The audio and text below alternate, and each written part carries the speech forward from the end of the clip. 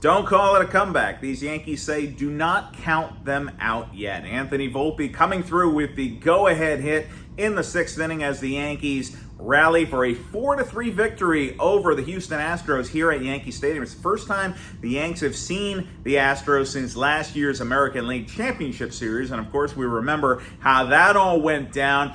Volpe was a Yankee hopeful at that time, watching from afar, and as he stood out at shortstop in the early innings of this one, he looked around and he said, this crowd is into it. And they were loud, and the Yankees gave them a reason to be loud early because the offense for the second consecutive night showed up.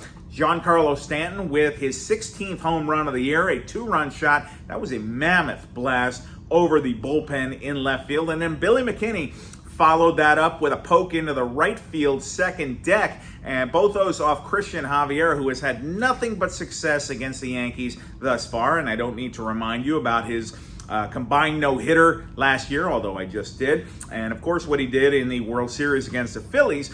But he has been winless now for the better part of 2 months. I believe June 3rd was his last win, and so he's working on some stuff, and the Yankees took advantage there in this one. They had the lead, and Clark Schmidt allowed 2 runs over 5 innings. Schmidt with a solid outing there. Wandy Peralta gave up the solo homer to Kyle Tucker in the 6th inning, and that's the first extra base hit that Peralta has allowed to a left-handed batter all season long. Well, the Yankees responded in the bottom half of the inning as Harrison Bader worked a 2-out walk, stole second, then scored on Volpe's hit to right field. So the Yankees and the bullpen came in and did the job. Let's talk about the bullpen here. Michael King came in, got 5 outs.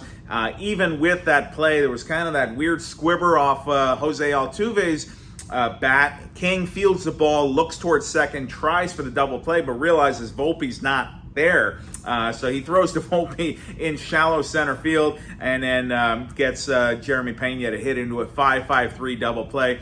Remember that it was just last night that Volpe talked about Isaiah Kiner-Falefa and said IKF's got a cannon, and IKF got to show off the throwing arm there as he started that double play. And Tommy Kahnle, Clay Holmes each pitched scorelessly in that one, and Holmes nails down the save by getting Altuve to hit into a fielder's choice. So good signs pretty much all around here on a night where look, this has been one of the most turbulent weeks I can remember on this Yankee beat. It's just one thing after another every day. You got the wild trade deadline where we were trying to make heads or tails of that, and immediately followed by the Domingo Germán situation where he's now going to go away from the team and his season is done as he's seeking treatment for alcohol abuse. And then today we get the revelations about Anthony Rizzo, and you're scratching your head and you're saying, my gosh, I mean, the line of delineation there, of course it had something to do with the Tatis injury. So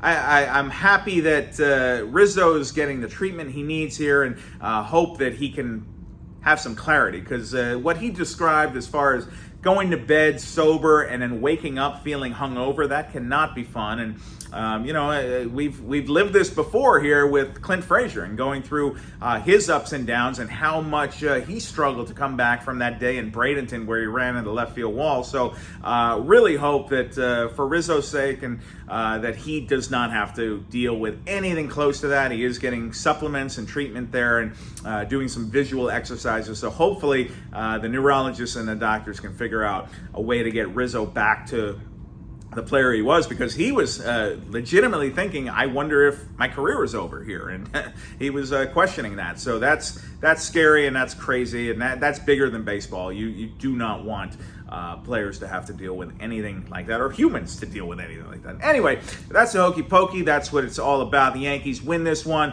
Final score once again is the Yankees 4 and the Astros 3. The Yankees and Astros continue their 4-game weekend showdown tomorrow here in the Bronx. See you then.